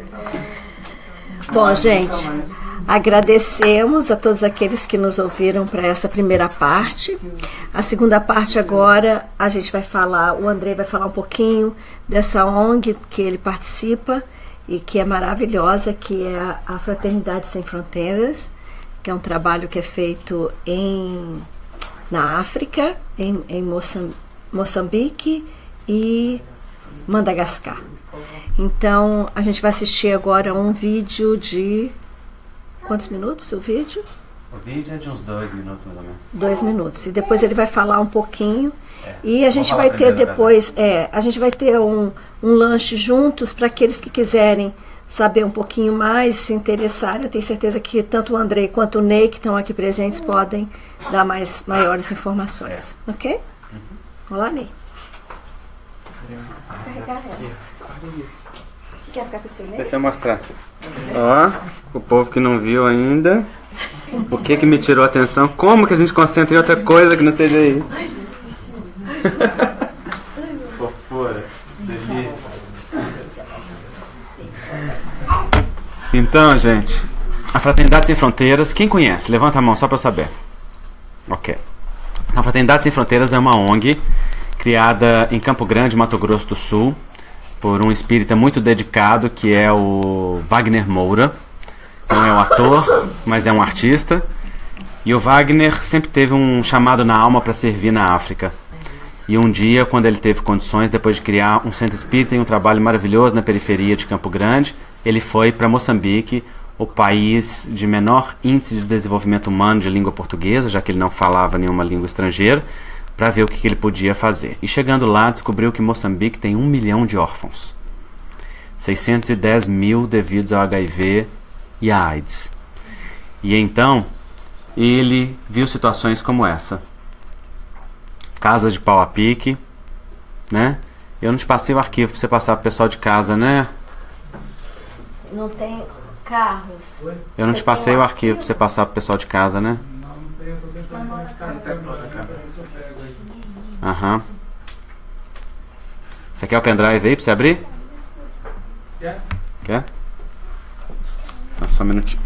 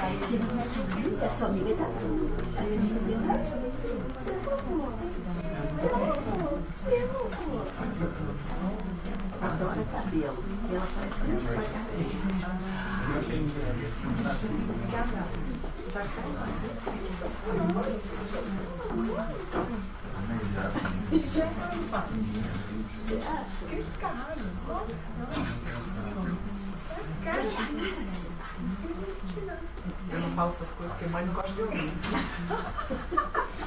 Mas a sua é possível, desculpa.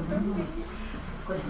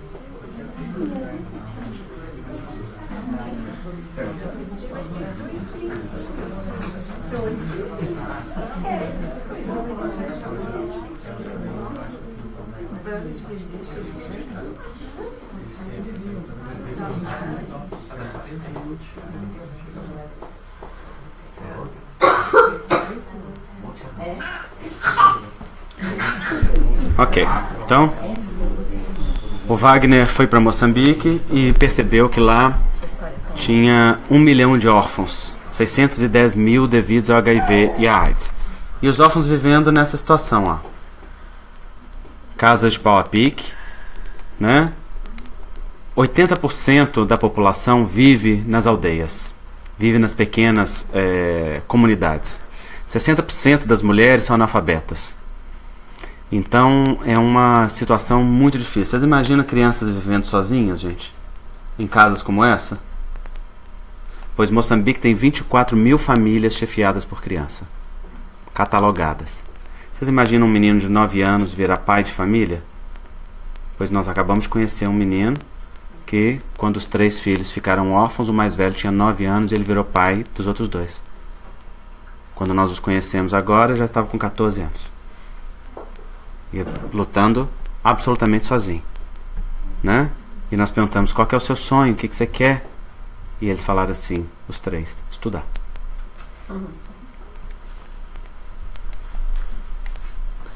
O HIV e a AIDS altamente disseminado, né? Numa infecção as pessoas morrem mesmo.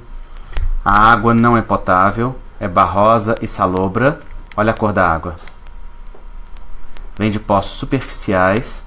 As mulheres buscam, enchem as tinas e levam, carregando muito tempo, né? Pesadas tinas por quilômetros.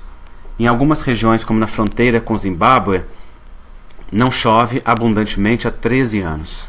Só chuvas superficiais, o terreno muito arenoso, absorve tudo. E nesse terreno, então, eles furam um buraco no leito seco do rio, mina uma água branca leitosa e eles enchem galões com essa água branca e leitosa e é o que eles têm, né? Então aqui está esta mulher com os filhos fazendo o processo de coleta dessa natureza de água.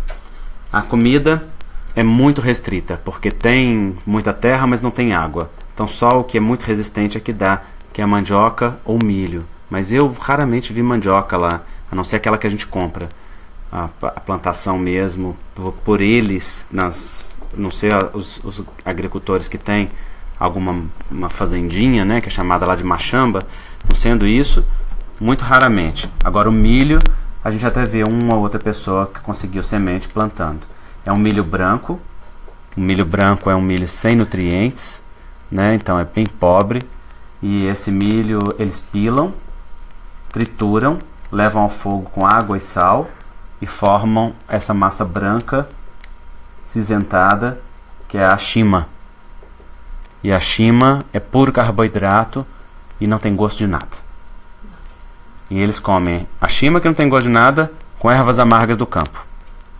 Então você imagina, o que não tem gosto de nada com ervas amargas, né? Frio, sem esquentar, porque no dia que faz, no momento que faz, ainda está um pouquinho quente, mas logo depois já está frio. Então é uma situação muito difícil. Quando a gente chega numa casa e pergunta assim para a família, vocês comeram? E eles falam, nós comemos, significa, nós comemos um pedacinho de shima. E aí pergunta, quando que foi isso? Alguns hoje, outros ontem, outros 3 dias atrás, né? Algumas pessoas comem algumas folhas também junto com a shima, uma folha de feijão, ou folha, ou uma ou outra hortaliça quando consegue, né? Mas é mais raro. Aqui essa vovó, por exemplo, está dando de comer para os seus netinhos as castanhas que caem dessa árvore. O que muitas pessoas têm para comer são só as castanhas. Essa castanha, na hora que quebra, tem quase nada lá dentro, esfarela. Então, assim, é muito pouco alimento. É uma situação muito difícil. Olha o cachorrinho. Costela pura. Essa é a escola, mas eu brinco que essa é a escola particular. Porque a escola pública é essa aqui, ó. As pessoas são educadas, as crianças são educadas à sombra de uma árvore. E aprendem a escrever sendo alfabetizadas escrevendo com o dedo no chão.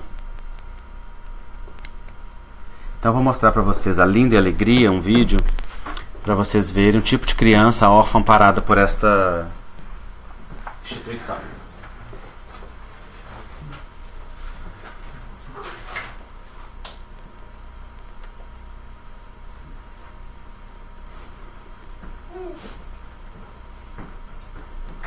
Tem som, tá?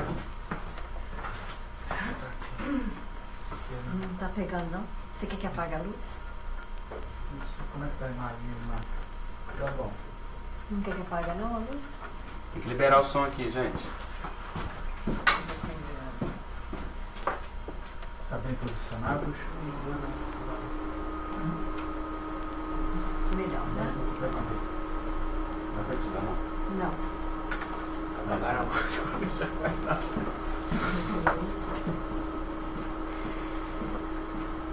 Vai ter que voltar.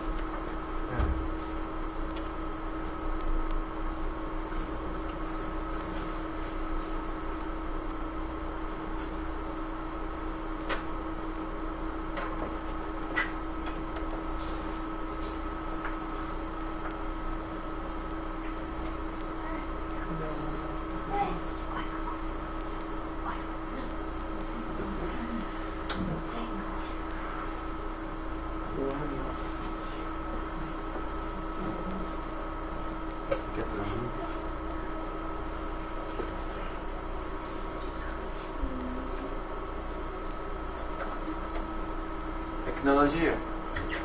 Sabe ligar isso aqui? Mas, você sabe ali? Não. Era o Márcio que ligava pra mim. Cadê o João? Não é? Cadê o João? Vamos buscar o display. Aqui,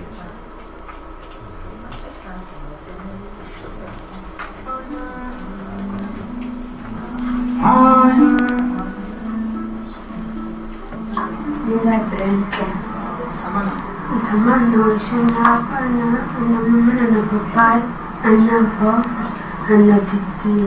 Ela diz que é linda, criança, vive com a irmã, mas eles não têm mãe, não têm pai, não têm tia. Ibanamfuna kukumu, ibanamunda kumuna wambele. Nashukuru penda watakuzanta kutakuitata. Ela diz que vai fazer o trabalho da machamba para conseguir alimentar-se. O tipo cola para ele município. Não faz escolha, não faz falta. Ele diz que nos dias que vai para a machamba, vai da escola para ganhar 50 meticais de carne. Lá no Chaputa. Não põe uma fonte de vida. Aqui em casa só temos arroz, feijão e sal. A creche. Essa comida que nós temos aqui fomos dados pela creche. Alô, como é que custa a creche? Eu acho que quando a gente não apanha comida na creche, temos que ir à machamba fazer o trabalho para podermos ganhar 50 meticais de Mas quando eu ainda não vou pular, o após. Diz que o irmão mais velho está na África do Sul e não cuida delas, e nem liga, não diz nada, nem manda comida para eles. Papai, afim, ou vai? Ah, tu aí? Não tinha então.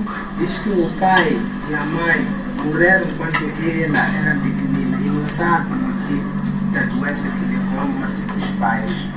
Os pais também morreram, deixaram gado e cabritos, mas o gado, o bovino, os avós levaram. Aqui o que eles têm são cabritos. Tem muito dinheiro que não engana, Tom? Aqui elas duas contam com 11 cabritos, mas esses 11 cabritos que ela tem não tem corda. Quando os cabritos invadem a machamba de Dunes, elas são submessas a capinar nas machambas de Dunes pela queda dos cabritos feitos. Se houvesse uns titis que quisessem nos ajudar, podiam construir uma casa para nós, porque quando a ventania chove, as chapas abanam, a chuva entra e elas têm medo.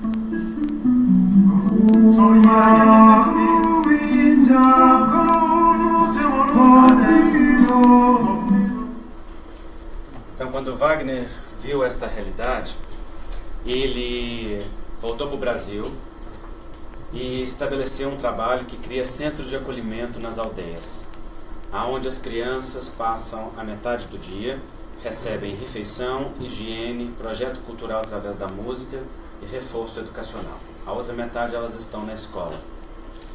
E hoje são 7 anos trabalhando em Moçambique, 25 centros de acolhimento, sendo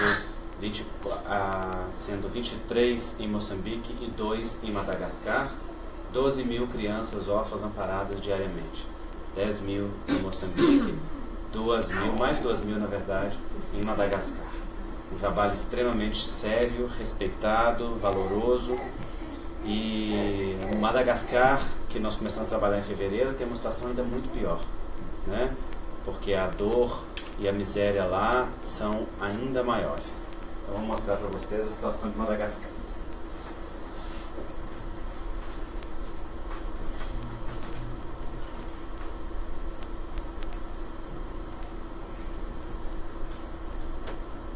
Estamos na região de Ambovombe, Madagascar, na África. O sul da ilha vive uma das maiores secas já registradas em todo o mundo, uma das maiores crises humanitárias do planeta. Muita fome, muita desnutrição, muita sujeira, não tem água. A água aqui é artigo de luxo. Iniciamos o trabalho em fevereiro. Abrimos um centro de acolhimento e as crianças foram chegando, cada dia mais. Organizamos a primeira caravana e sentimos perto do povo malgache a imensa necessidade. Hoje, no 4º dia, estamos chegando à sede da fraternidade em Bobidê, e aqui já são 2 aldeias, 2 vilagens, que já estão aguardando para entrar na unidade. As crianças tomam banho só quando chove. Crescem dentro da mesma roupinha. Estimamos que 90% sofrem de desnutrição crônica ou aguda. E as doenças multiplicam-se sem o devido amparo médico. As carências aqui são diferentes e às vezes maior do que a gente já tem visto em outras unidades. Durante a primeira caravana, intensificamos a ajuda humanitária, alimento, consultas médicas, orientação à higiene, banho, roupinhas. Levamos todo o amor dos padrinhos e apoiadores. Precisamos ir além. São milhares de crianças, adultos, famílias inteiras vivendo na extrema miséria. Ajude-nos a acolher as famílias de Madagascar. Nenhuma seca pode ser maior do que a fraternidade no coração humano.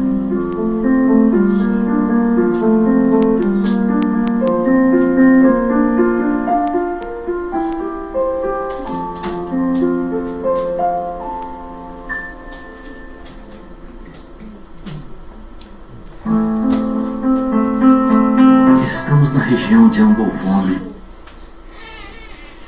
Essa situação em Madagascar é ainda mais desafiadora do que Moçambique, porque a falta de água é absoluta e Madagascar não tem a estrutura cultural que Moçambique tem, que dá suporte.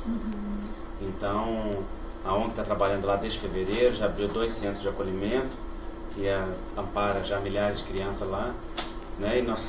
Mas tem muitas e muitas, milhares mais precisando de ajuda. Todo esse trabalho sustenta-se a partir do apadrinhamento. Imaginem vocês que apenas $20 mensais, $20 americanos, né? Mensais, 25 talvez canadenses, muda a realidade de uma criança na África. $25, gente. A gente usa para quê? Para uma refeição. 3 cafés. Né? Para 3 cafés. Né? $25 é praticamente nada, mas isso muda a realidade de uma criança. Porque é muito mais do que dar alimento à criança. É dar um futuro, é dar uma oportunidade, é dar direito a pertencer, é dar uma família, é dar um grupo que sustenta aquele movimento, né? Então nós convidamos todos vocês, aqueles que ainda porventura não sejam, a se tornarem padrinhos da fraternidade. As pessoas que nos acompanham pela transmissão podem acessar o site fraternidadesemfronteiras.org.br, se cadastrar pelo site e fazer lá o seu apadrinhamento e também o pagamento, seja através do cartão de crédito, através de uma conta bancária no Brasil ou de boleto. Para quem está no exterior e deseja pagar em dólar, pode se cadastrar pelo site em inglês, fraternitywithoutborders.org.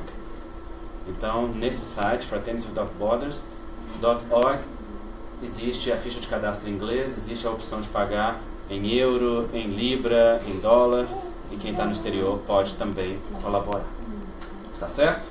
Vocês que estão aqui comigo hoje também, se quiserem, basta anotar aí no pedaço de papel nome, telefone e e-mail, que é o cadastro também da mesma maneira. Eu vou passar para o escritório vai contactar para terminar o cadastro e para mandar o link de inscrição.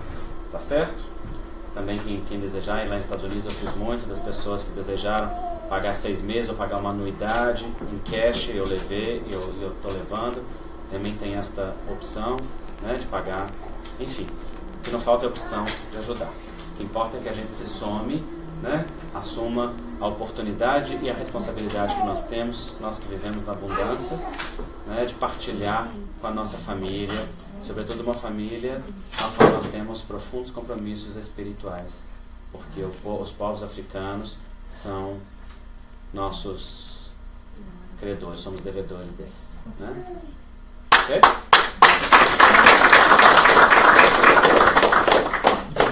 Bom, gente, nós vamos agora parar, uma pausa de 1 hora para o lanche. A partir de 1h30, então, é isso? São 20h30 agora, então, a 1h30, o André vai continuar conosco. Ele vai falar sobre conflitos familiares à luz do Evangelho segundo o Espiritismo. Então, eu convido vocês, todos que estão aqui, para ficarem.